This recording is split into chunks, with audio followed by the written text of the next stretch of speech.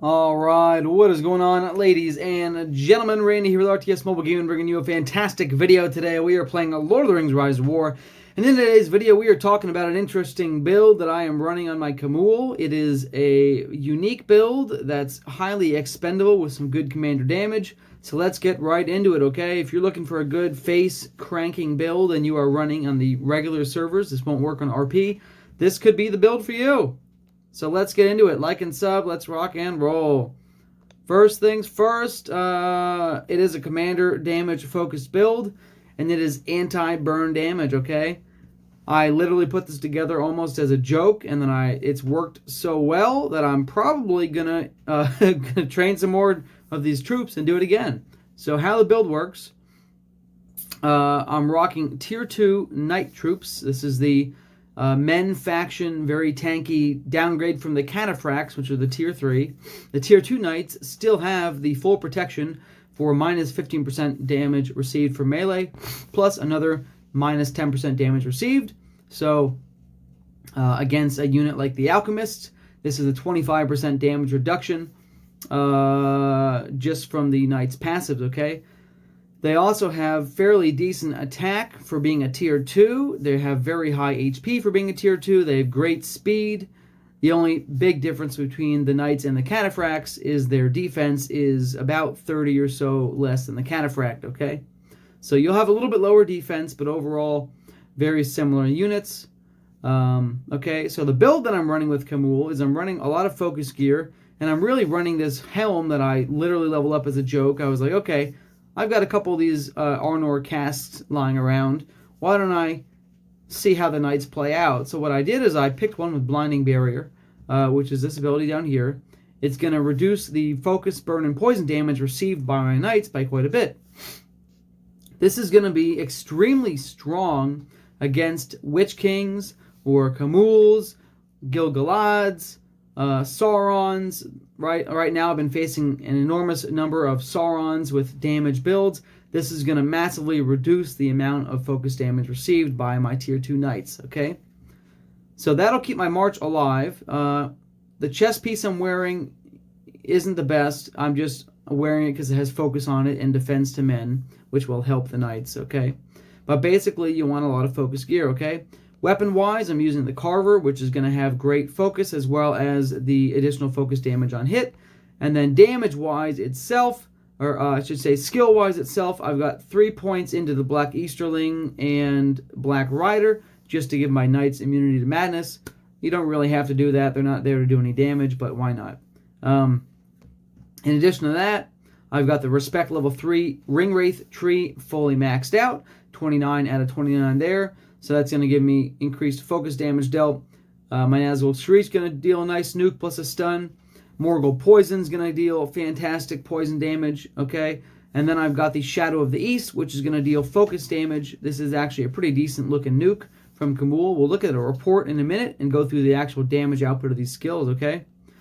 Dreadful Presence is going to be fantastic defensive and offensive capable skill. It's going to deal great damage as well as reduce the enemy's damage dealt.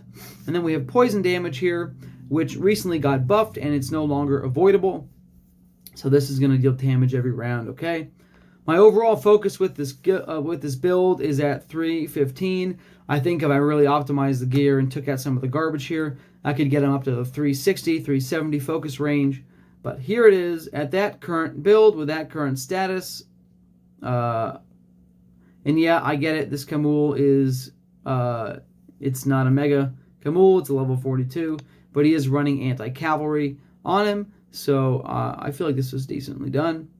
Okay, so overall damage dealt. You can see that Khamul's damage was 154,000, which is pretty substantial considering he's dealing a mix of focus and burn, focus and poison damage.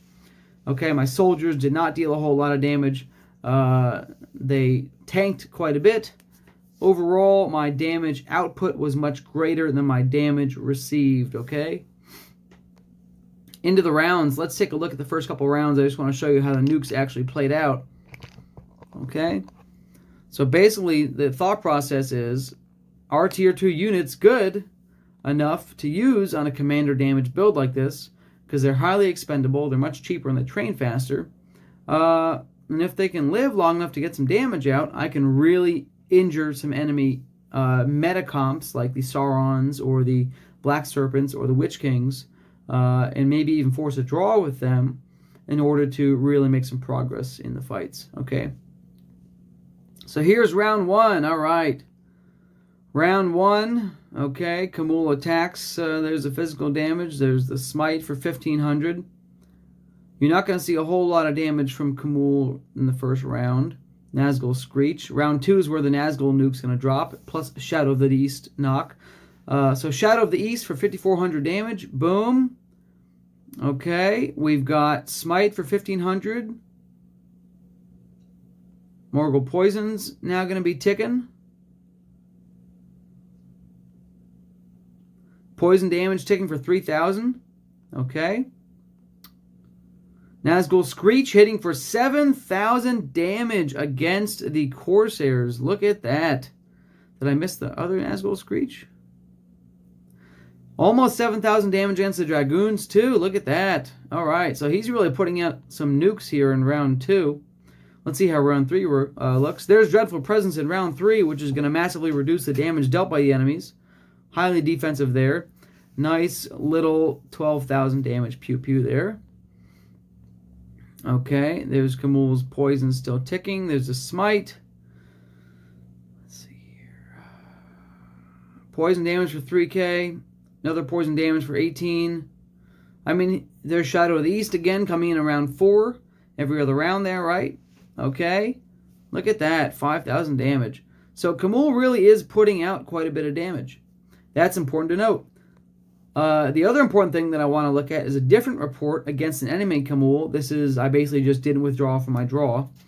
This is against an Alchemist build, which is actually the purpose for this Khamul set here, is to be able to tank the Alchemist damage. And check this out. The enemy Alchemists, although they were high damage overall, their damage per round was very low. So let's just jump down to round two, because they were stunned in round one. You can see here the Alchemists were stunned, could not act. Here in round two, you can see the Alchemist, and he's got whatever, 4,000 of these frickin' things. His Alchemists attacked my Knights. Look at this. Look at how amazing that is. 12,000 damage. That's still decent damage, right? Especially against tanky units like Cataphracts and Knights. But you have to wonder, is that 25% damage reduction from the Knights' passives? I get it. They're a little bit underleveled, so I don't know. What are they at? 21% damage reduction plus the 40% from the helmet. That's a total of 60 to 65% range damage reduction from burn. Really had a positive effect on the outcome of this attack. So that's round two. Let's look at round three and see how that played out. Let's see how many Alchemists there are. There are 3850 Alchemists left going into round three here. Let's see what their damage output is. Alchemist attacks for 6,713 damage. That's 3,800 Alchemists, guys. That is a lot of Alchemists to be hitting for that little damage. Why not round three or round four? Let's go. Who cares? Let's see how it looks out. You already stuck with me this long. Let's see where we're at. There's now 3,700 Alchemists left. Khamul is still ticking strong here with poison damage output. Alright, so there's kind of a good damage roll on the Alchemists. There's a 20k, kind of one of the top damage rolls on the Alchemists. 3,700 Alchemists, 20k. And keep in mind, I can still upgrade that helmet 2 more times and get 60% reduction on the helmet, plus another 4 or 5% from the skills. So I could increase my damage reduction by another 25% there. You could see that burn damage dropping down to the 18k range at a max roll. So why not? Let's go to the next one. Where are we at? Okay, here's another 23k right there. Another good damage roll from the Alchemist there. But really, that should be up in the 50 to 60k range if I wasn't using Knights with that helmet. So, all right, look, this video is long enough. You get the point. I just chewed through, 1.5 marches here with tier 2 Knights, okay, with a helm, that I stuck on there jokingly, I can easily trade that chest piece in and that accessory in for something that's actually geared towards focus damage, because that chest piece gives a little bit of focus, but it's not really very great. And then a little bit of focus on the drums as well with some healing, but all in all, not a super great accessory for focus damage dealt.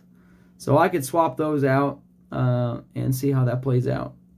All right, that's it. Give me the like and sub. Having fun theory crafting some interesting builds here with Khamul. I was very surprised to see, even with that junky gear on, him get above 150k damage output. Was really impressed. And even more impressed to see him almost hit 100k commander damage with half of his march dead. So this proves that this can definitely be viable. Can be a filler march, can go in there, deal a lot of damage without taking a lot of damage, and have some fun. Okay? Like and sub. Love you long time. Randy out.